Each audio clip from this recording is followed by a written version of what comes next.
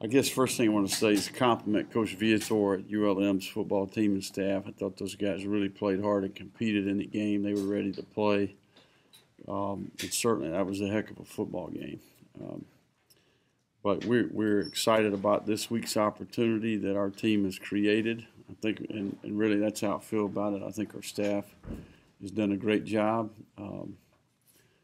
creating this opportunity, and that's what it is. I think certainly very pleased with the progress that we've made.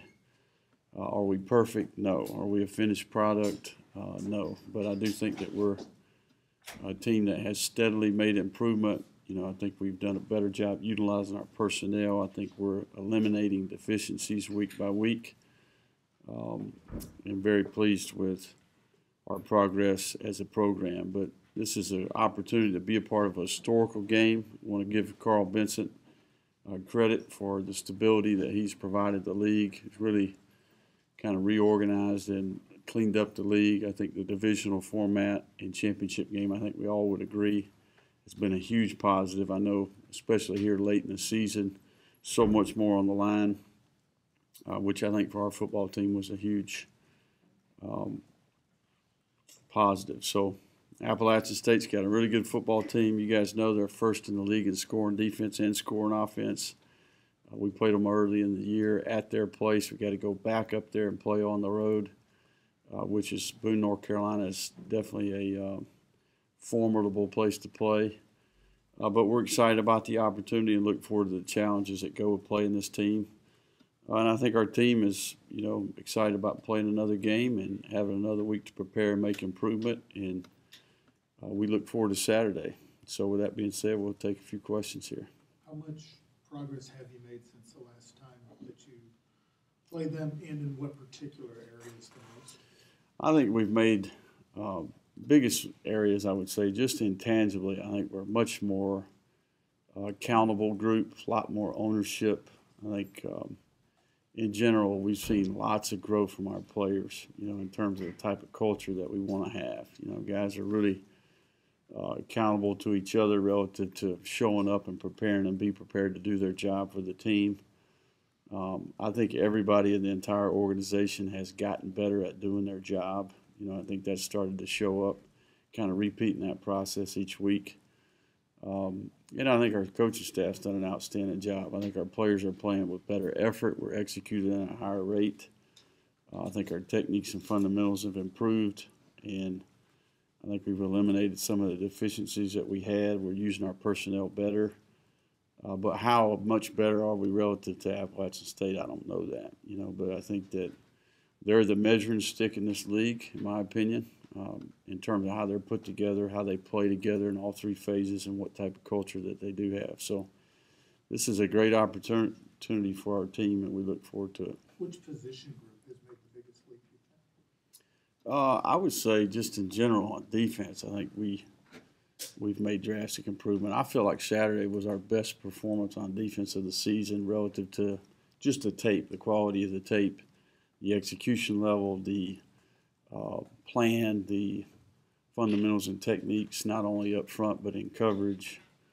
I thought we did a good job neutralizing some really good players, But I think we're overachieving a little bit, some of those position groups. But, I think overall all of them probably, you would say, have made steady improvement. Speaking of Saturday, what was exactly going through your mind as the game was coming to an end and it was basically on that field goal attempt that was going to tell what happened in the game? Well, really overtime, you're always reviewing the previous series. You're trying to make adjustments within the game. And, in my mind, I'm preparing for overtime, because if they miss it, we win.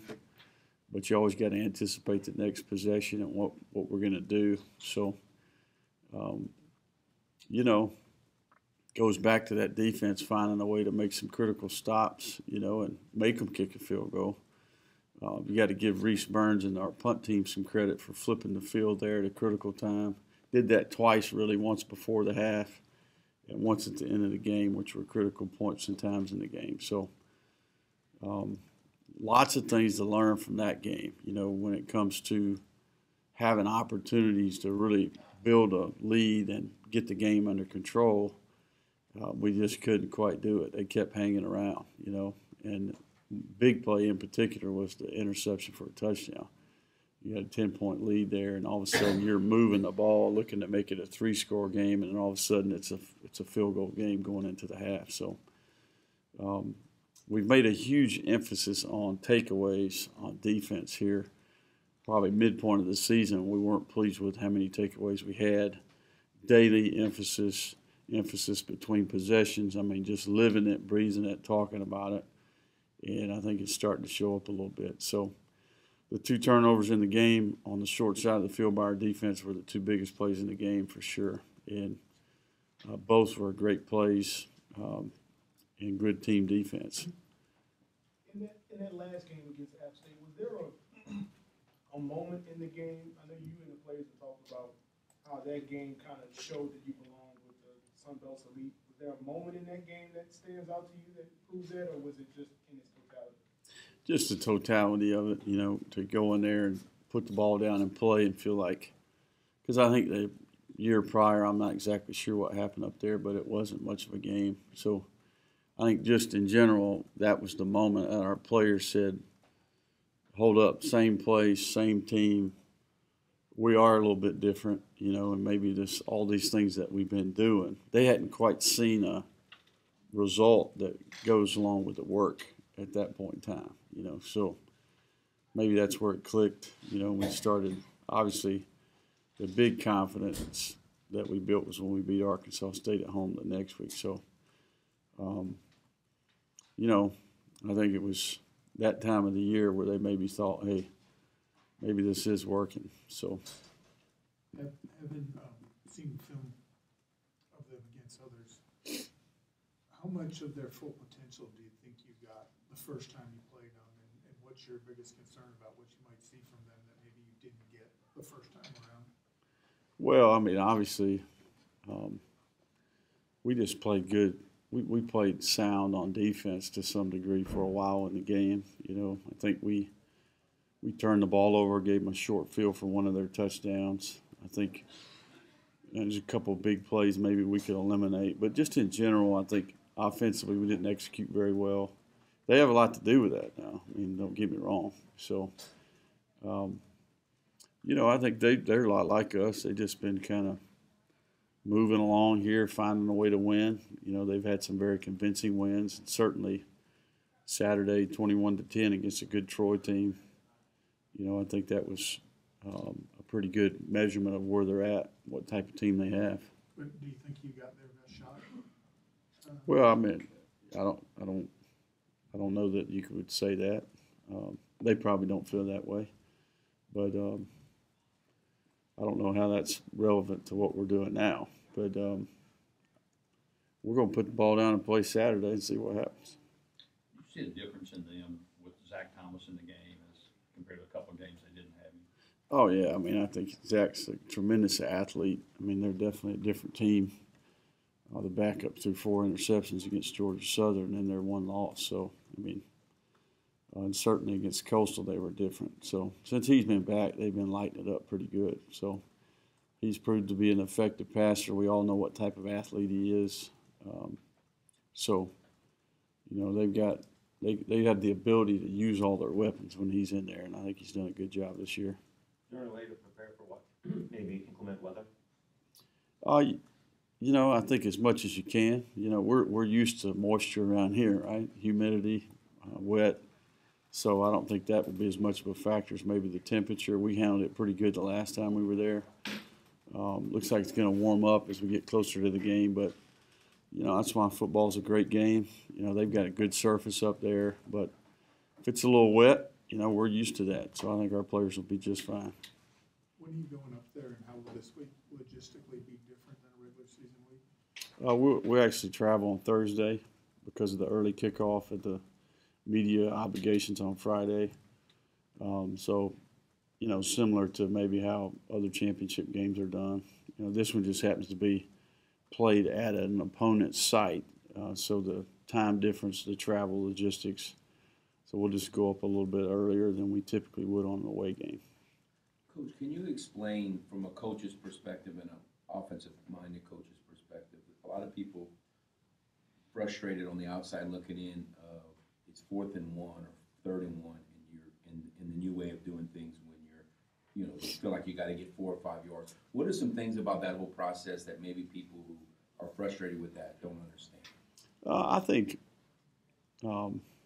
really that's been one of the strengths of our team this year is how we've done in short yardage situations, outside of a handful of events. I mean, the situation Saturday where we didn't make the 4th and 1 was a total miscue. That was not the intentions of that design. So we were 2 of 3, and the 2 that we called to run, we actually made. And then numerous times throughout the year, we've done a great job in short yardage. It's one of the reasons why we're one of the better teams in the country on 3rd down. But we play under center sometimes. We play in the gun. I think, as you can see, the game has evolved to where you play, and we play in the pistol quite a bit, which is my way of playing an old school under center. You still got the opportunities to throw it to the perimeter, but at the same time, the back's behind the quarterback.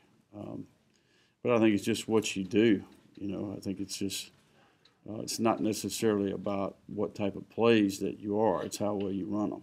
And we play in the pistol and in the gun, 95% of the game. So I think in critical downs like that, I think that's what we choose to do, and it's been very effective for us. But not just so much your team. Is it an accurate statement when people say you're turning a 4th and 1 into a 4th and 5 when you're not under center, or is that not accurate? No, it's not accurate at all. The back gets the ball in the same spot. If you're under center, the ball goes from quarterback to running back at the same position on the field. Actually, the ball gets to the back a little quicker in the gun, which is better.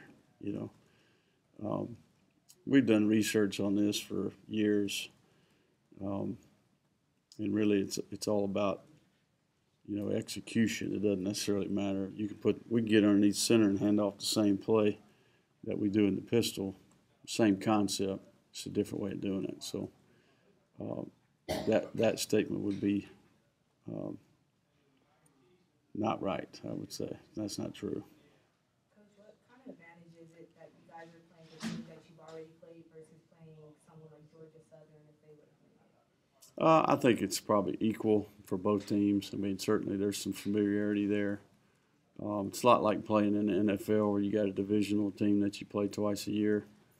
You you're going to have to play them again. It's going to be common in this league for the championship game to be a rematch, I think. Similar to the Big 12. Big 12 doesn't have a full allotment. Quite oftentimes you're going to have rematches in these smaller leagues. So I think you'll see this trend going forward as well. What's the one matchup you think that people might want to watch in Saturday's game? One-on-one or team-wise?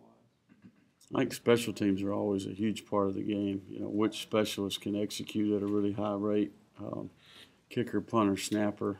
And just in general, there's special teams comes down to one-on-one matchups so many times. And a lot of times when you have success on teams, there's lots of one-on-one matchups that are going on. We try to promote those, in our game-changer units. Coach Powell has done a great job. That's one of the areas of our team where I think we've seen consistent improvement. And certainly they've made a difference in the game in the last couple of weeks. When you got the unsportsmanlike penalty, what explanation did they give you? Because it looked like the receiver on your side asked and he was told he was okay. And then... Right. Yeah, I'm not exactly sure. We always send in a handful of plays to the league. I think we were pretty confident that we were in a legal formation. But they're just like me. They make mistakes too, So, I think I was pretty confident that maybe they weren't on the same page, and I just wasn't quite familiar with where I was at on the field. That was, but that's a mistake on my part. That's an undisciplined decision on my part. I've got to be a better example for the players, and probably got to me a little bit there. So, and we were fortunate enough to overcome that. The next play, Andre and Jamarcus made a great play to overcome that. So, it didn't affect us. But I promise you, if we don't score there, we end up with a field goal there, I'd be looking back at that as a bad decision on my part. It seemed like there was a lot of talk or maybe emphasis on getting to this game, but not necessarily talk about winning it. So how do you change the mindset on that? And then leading to that, how important is it for this team to get back to the New Orleans Bowl as opposed to somewhere else? Well, I think, I mean, there's no question it's been in the back of our mind that, you know, getting a rematch, I mean, against Troy or Appalachian State, you know, we knew that ultimately those two teams were on top on the other side.